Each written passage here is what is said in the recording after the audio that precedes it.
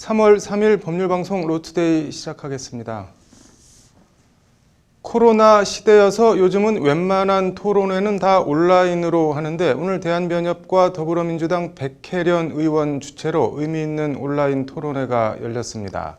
공익소송도 돈 있어야 하나요? 라는 다소 도발적인 제목이 붙은 공익소송 패소비용 제도 개선을 위한 입법 방안 모색 국회 토론회입니다.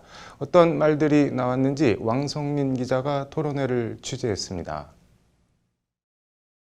오늘 토론회 발제는 전 대한변협 공익소송 패소자 부담 제도 개선 TF에서 활동한 박호균 변호사와 참여연대 행정감시센터 실행위원인 최용문 변호사가 맡았습니다. 토론자로는 법원행정처 사법지원실 정혜림 사무관, 법무부 국가소송과 윤경식 사무관, 서울대 공익산업법센터 김태호 위원 등 법원과 정부, 학계에서 두루 참석했습니다. 일단 우리 민사소송법 제98조는 소송 비용은 패소한 당사자가 부담한다고 패소자 부담 원칙을 명시하고 있습니다. 쉽게 말해 패소한 쪽에서 변호사 비용 등 소송 비용을 부담해야 합니다. 이 소송 비용 패소자 부담 원칙은 공익소송에도 원칙적으로 예외 없이 적용됩니다. 이 패소자 부담 원칙이 사회적 약자의 권익 보호와 불합리한 제도 개선을 위한 공익소송을 위축시킨다는 것이 토론회 발제자들의 공통된 문제의식입니다. 공익소송은 대다수 국민의 공익을 위한 선의의 목적에서 제기되는 소송임에도 불구하고 패소의 부담은 소송 당사자만이 부담하게 되는 바, 이러한 구조로 인해 공익소송이 위축되고 있다는 비판. 멀리 갈 것도 없이 지적 장애인들을 섬에 가두고 염전 노동에 노예처럼 부려먹은 사실이 드러나 전 국민을 공분에 빠뜨렸던 신안군 염전노예 사건이 있습니다. 국가와 지자체의 관리 책임을 분명히 묻고자 피해자 8명이 변호사의 조력을 받아 국가배상 청구 소송을 냈는데 1심에서 단 1명만 이겼고 나머지 7명은 패했습니다. 이에 나머지 7명은 700만 원에 육박하는 소송 비용을 신안군에 물어내야 할 처지에 몰렸다가 2심과 대법원에서 승소하면서 소송 비용 부담은 벗었습니다. 이기고 지고 액수의 많고 적음을 떠나 국가의 국민 보호 의무와 지자체의 관리 책임을 명확히 하기 위한 공익적 목적의 소송에 비용을 부담한 씁쓸한 사건입니다. 헌법 제27조는 국민들의 권리 구제를 위한 기본권으로 재판 청구권을 명시하고 있습니다. 재판 청구권을 실질화하려면 적어도 공익소송의 경우엔 소송 비용 부담을 완화하거나 면제해야 한다는 것이 패소자 부담주의 예외제도 필요성을 주제로 토론회 발제를 맡은 박호균 변호사의 말입니다. 그런데 경제적 약자에 대해서 사법 접근성이 약화되는 문제가 있다면 이거는 재판 청구권에 이제 침해도 생길 수 있는 거고 과도한 제약이 생길 수 있는데 이 부분에 대해서 당연히 솔루션을 같이 만들어 가면서 관련해서 박호균 변호사는 크게 4가지 이유와 근거를 들어 공익소송 비용 부담 완화 법률 개정 작업의 필요성을 거듭 강조했습니다. 소비자, 대기업과 같은 사회적 지위 격차에서 발생하는 힘의 불균형 해소, 입증 책임 부담이 큰 전문 소송의 특성, 헌법상 재판 청구권의 실질적 보장, 사회적 약자, 소수자 보호 기능 활성화 등이 그것입니다. 공익소송 자체가 기존 제도나 판례의 불합리함을 지적하고 개선을 요구하는 특성이 있어 입증 부담이 크고 패소 가능성이 높은 만큼 공익소송 활성화를 위해선 소송 비용 문제 해결이 반드시 필요하다는 겁니다. 양 당사자의 지위가 대등하지 않고 또 전문적 영역에 해당하거나 증거 편제로 입증의 부담이 큰 경우가 많고요.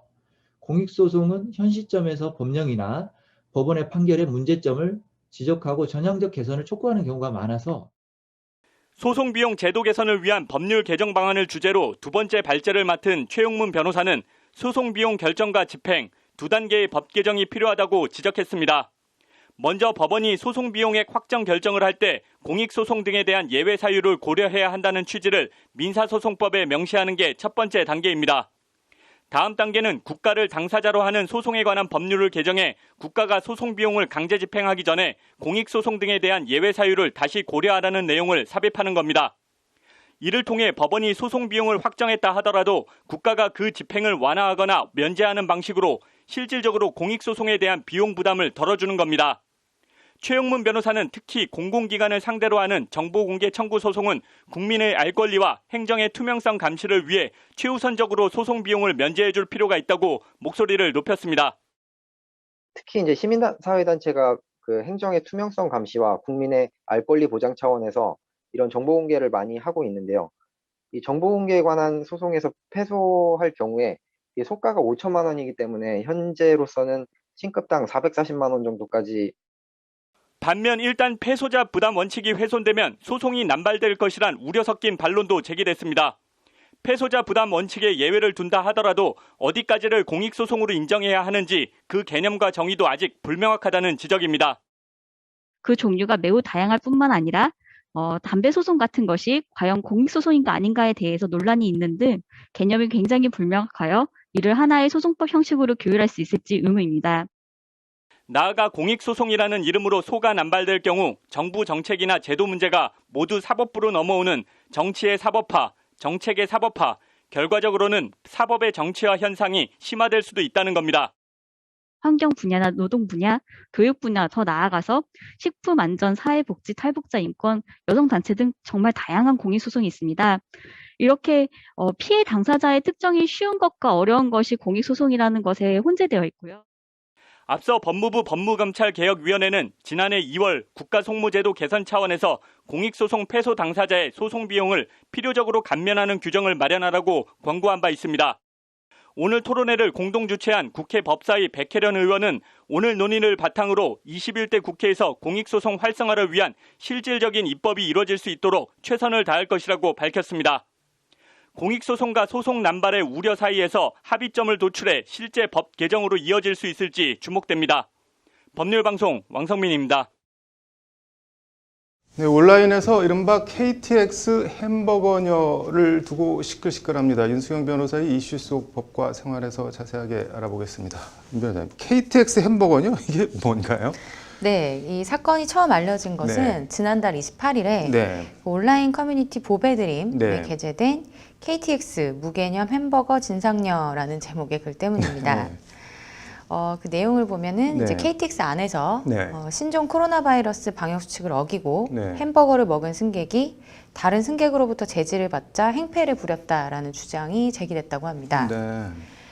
작성자는 밀폐된 공간에서 햄버거 냄새가 진동하고 네. 참기가 힘들어서 자제해달라고 요청했지만 오히려 화를 냈다라고 하면서 네. 해당 여성이 내가 무슨 상관이냐, 없이 생기고 천하게 생긴 X가 네. 우리 아빠가 도대체 누군 줄 알고 그러냐, 너 네. 같은 것 가만 안 둔다라고 하면서 갑자기 내 사진까지 찍었다라고 주장을 했습니다. 네. 당시의 상황이 담긴 게시물은 네티즌들의 공분을 사면서 일파만파 퍼졌고요. 네. 게시 사흘 만인 오늘 오후 조회수 30만 회를 넘기고 수백 개의 댓글이 달렸다고 합니다. 이게 뭐 애초 게시글을 올린 뒤 추가로 또 글이 올라왔다고 하는데 이건 무슨 내용인가요? 네, 그렇습니다. 네. 어제 KTX 햄버거 진상녀 그 이유글 아버지 안 찾으셔도 돼요라는 제목으로 네. 추가 글이 올라왔는데 네.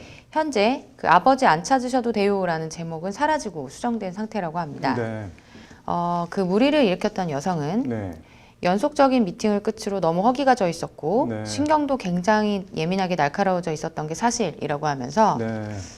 물론 나의 이런 개인적인 상황에 의미 부여를 하는 것 자체가 옳지 않은 판단임을 인지하고 있고 네. 지금 와서 생각해 보니 참 미숙했던 대처였다는 판단이 든다라고 사과를 했습니다. 네.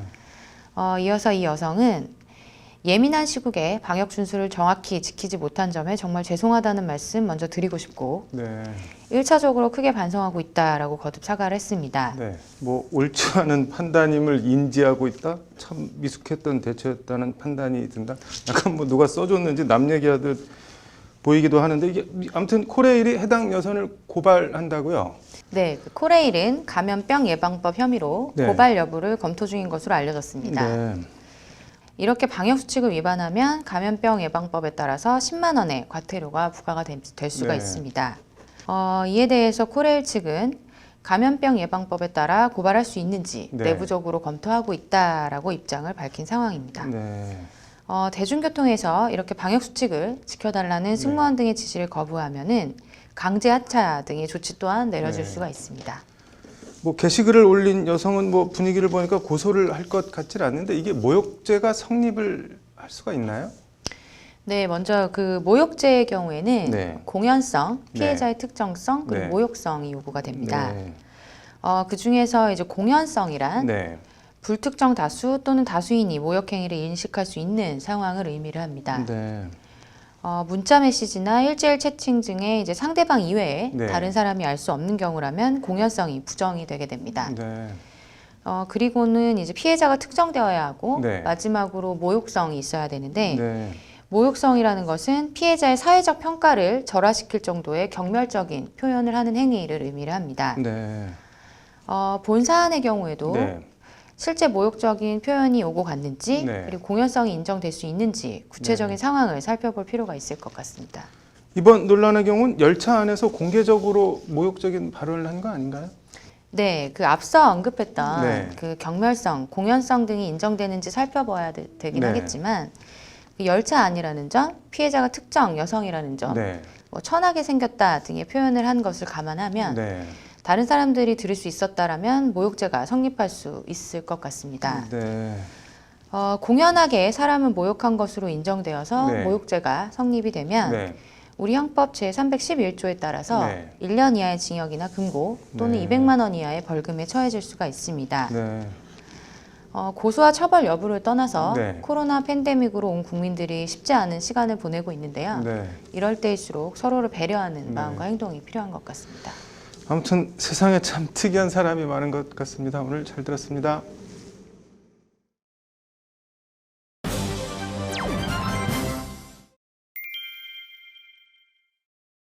네, 일상에서 부딪힐 수 있는 법률 문제를 법제처 생활법령 정보와 함께 알아보는 알쏭달쏭 솔로몬의 판결. 오늘은 태아의 건강 손상도 업무상 재해로 인정받을 수 있을까 얘기해 보겠습니다. 신세아 기자 나와 있습니다. 신 기자, 일단 어떤 상황인지 좀 볼까요? 네, 수도권의 한 병원에서 일하는 네. 간호사 나선영 씨의 얘기입니다. 네. 이 나 씨가 아기를 출산을 했는데 네. 아기가 이제 선천성 심장 질환을 갖고 태어나게 된 겁니다. 네. 이 병원에서는 이제 그 전에도 네. 나 씨 말고 다른 간호사들도 역시 선천성 네. 심장 질환을 출산한 경우가 덜어 있었고 네. 이제 유산을 한 경우도 종종 있었다고 하는데요. 네. 이에 나 씨는 이제 임신 초기 병원 내 이제 유해한 요소들에 노출이 돼서 네. 이제 태아 심장 형성에 장애가 발생했으므로 네. 선천성 심장 질환화 출산이 이제 업무상 재해에 해당한다라고 주장을 하면서 네. 근로복지공단에 요양급여를 신청하게 됩니다. 네. 이제 여기서 과연 이 선천성 심장 질환화를 출산한 간호사 나 씨의 업무상 재해가 인정될 네. 수 있느냐 하는 상황입니다. 이게 뭐 간호사는 받아야 된다, 근로복지공단은 어렵다, 뭐 이런 입장일 텐데 내세우는 근거는 어떻게 되나요? 이제 임신 중 이 작업 환경 유해 요소에 노출이 돼서 네. 선천성 심장 질환화를 출산한 것이므로 이제 업무상 재해를 인정해줘야 된다라는 게 나 씨 입장입니다. 네. 이제 반면 이런 나 씨 주장에 대해서 이제 근로복지공단은 네. 산업재해보상보험법에서 업무상 재해란 근로자 본인의 이제 부상 그리고 질병, 장애, 사망만을 의미하며 네. 출산한 자녀는 이제 산재보험법에 적용을 받는 근로자로 볼 수 없기 때문에 네. 업무상 재해로 인정이 안 된다고 이제 반박을 한 겁니다. 이 뭐 양측 입장이 팽팽한데 업무상 재해 관련한 법령 규정들이 어떻게 돼 있나요?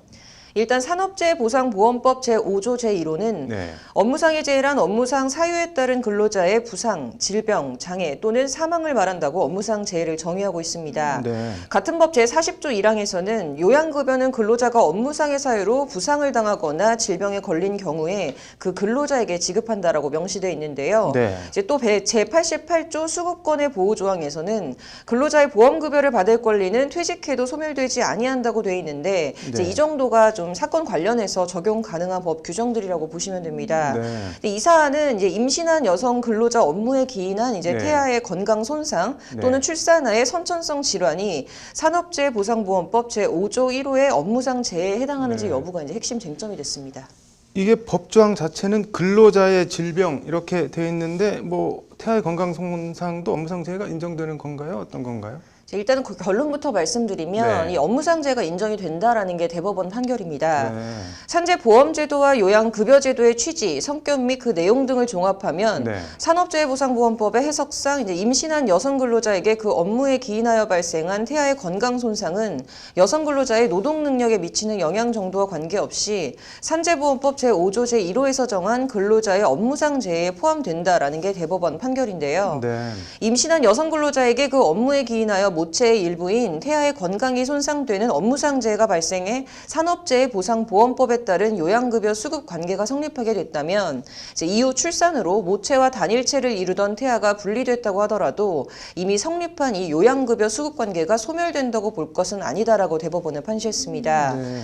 따라서 여성 근로자는 출산 이후에도 모체에서 분리돼 태어난 출산아의 선천성 질병 등에 관해 요양급여를 수급할 수 있는 권리를 상실하지 않는다는 게 대법원 판단입니다. 이게 뭐 말이 좀 어려운데 정리하면은 근로자 본인에 대해 신체에 대한 손상이 아니어도 업무상재해가 인정된다는 뭐 그런 취지인 거죠.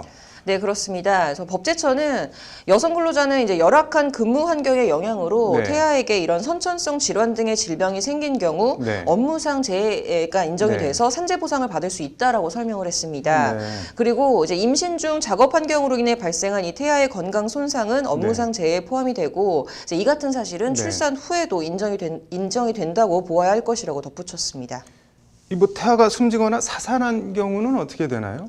이 태아의 건강 손상을 출산 이후에도 업무상 재해로 인정한 것이 대법원 판결의 취지인 만큼 네. 이 사산한 경우에도 태아가 이제 극단적인 건강 손상을 입은 거 따라서 네. 이제 업무상 재해가 당연히 인정돼야 한다라는 게 법제처 설명입니다. 뭐 아무튼 업무상재해로 인정받을 일 자체가 생기지 않는 게 최선인 것 같네요. 오늘 잘 들었습니다. 네, 이어서 법조계 소식 전해드리겠습니다. 한국토지주택공사 LH 직원들의 광명 시흥신도시 투기 의혹과 관련해 문재인 대통령이 3기 신도시 전체에 대한 철저한 조사를 지시했습니다.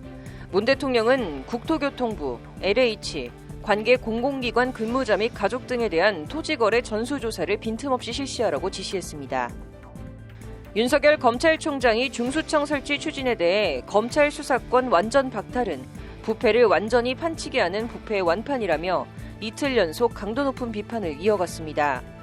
대구지검을 방문한 윤 총장은 정계 진출 가능성 질문엔 이 자리에서 드릴 말씀이 아니다라고 선을 그었습니다. 이문정 대검 검찰연구관에게 한명숙 모해 위증 사건을 맡긴 적이 없다는 대검 해명에 대해 대검 감찰부가 임 연구관이 주무관으로 조사를 진행해왔다고 정면 반박했습니다. 이문정 연구관은 앞서 어제 윤석열 총장이 자신을 한명숙 사건에서 직무 배제했다고 주장했습니다. 결혼 3주도 안 돼 자신의 딸을 험담했다는 등의 이유로 14세 연하 아내를 둔기로 때려 숨지게 한 60대가 1심에서 징역 10년이 선고됐습니다. 3월 3일 법률방송 로투데이 마치겠습니다. 시청해 주셔서 감사합니다.